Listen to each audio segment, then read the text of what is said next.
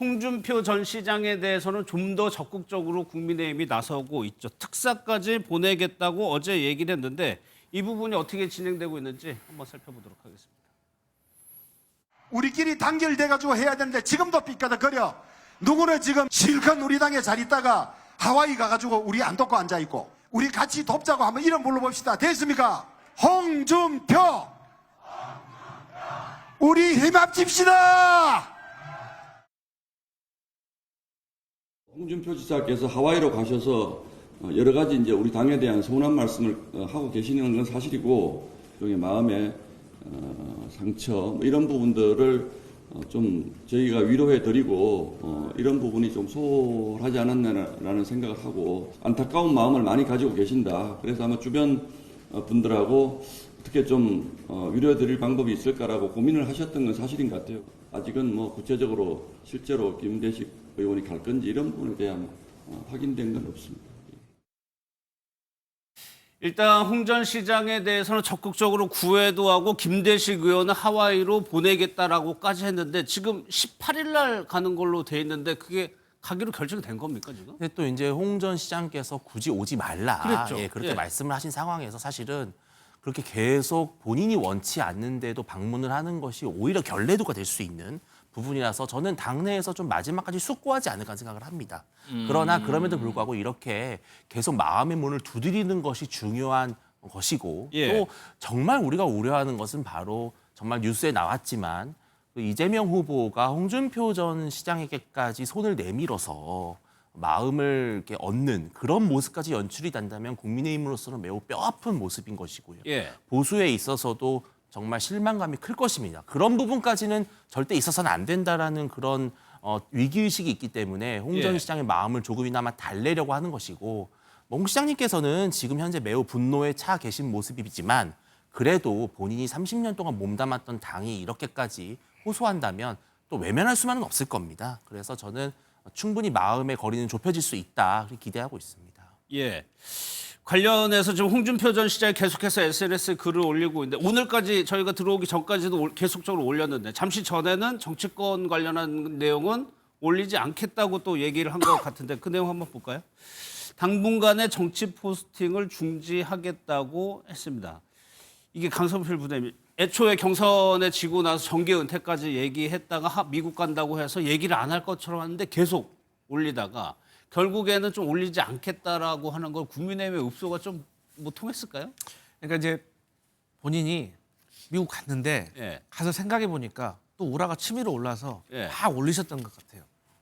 제가 생각하는 그 홍준표 대구시장의 좀 캐릭터인데 결론은 이제 본인의 지지자들에게 더 이렇게 비난받을 수 있기 때문에 좀 그만하겠다라는 생각을 하는 것이고 어쨌든 오늘 어떤 뭐 사설을 보니까 제목이 국민의힘은 영남 잠민론도 안 될 것이다.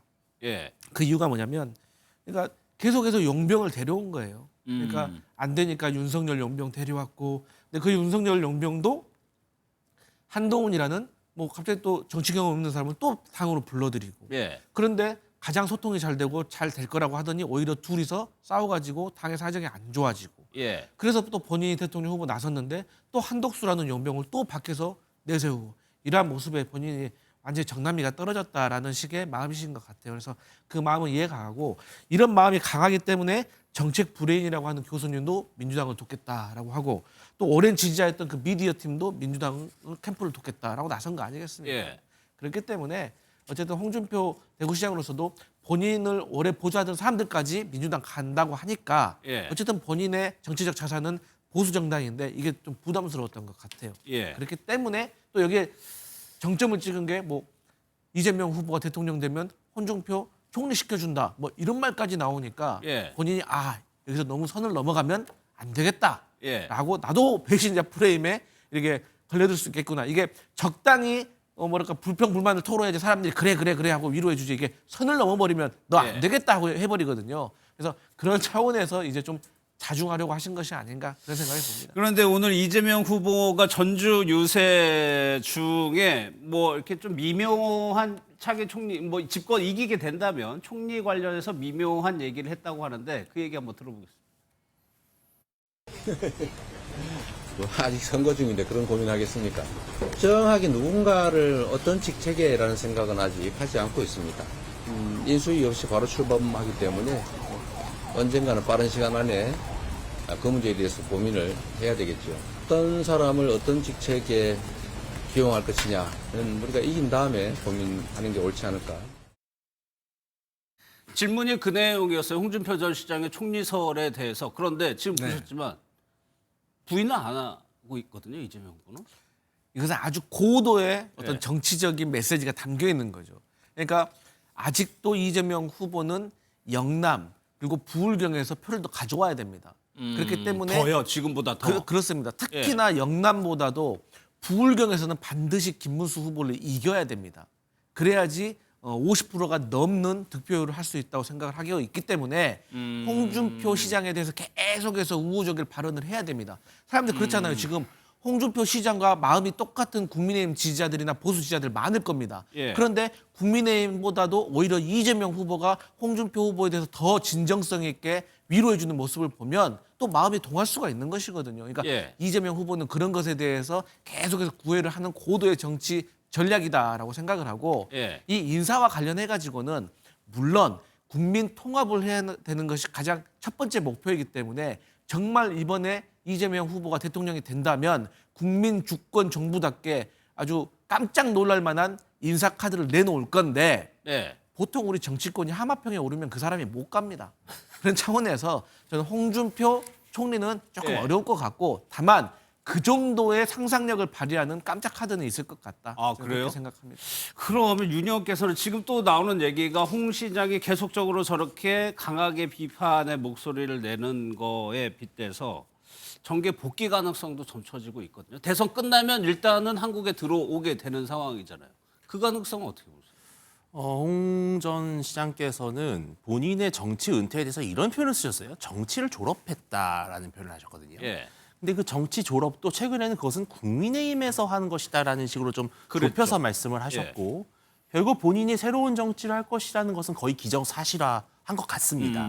그런데 홍 전 시장의 지지 모임, 지지 단체들이라든지 또 그 정책 책사라고 불리는 뭐 이병태 교수 예. 이런 분들이 이재명 후보를 지지하겠다라고 결정한 그 과정을 우리가 본다면 사실 아주 지극히 여의도적인 여의도의 문법상으로 봤을 때는 과연 홍 전 시장의 암묵적 동의를 받지 않고 독자적으로 움직일 수 있을까라는 퀘스천 마크가 있어요. 아, 그래요? 저는 그래서 결국은 홍 시장이 그것이 뭔가 좀 충동적이었던 것이든 아니면 계획적인 것이든 한쪽 발은 어쨌든 이재명 후보에게 걸쳐져 있는 건 전 분명하다고 보이거든요. 아, 그래요? 다만 네. 본인이 30년을 당적 생활을 해왔던 것에 대한 그 모순이 있기 때문에 예. 끝내 이재명 후보로 갈 것이냐라는 부분에 있어서는 망설임이 있을 것이고 저는 그 망설임 때문에 일단은 좀 말씀을 좀 줄이시는 것 같다. 예. 그런데 만약에 이재명 후보가 정말 어마무시한 집권력을 갖고 있고 초기 정부 만약에 당선이 된다고 가정했을 경우에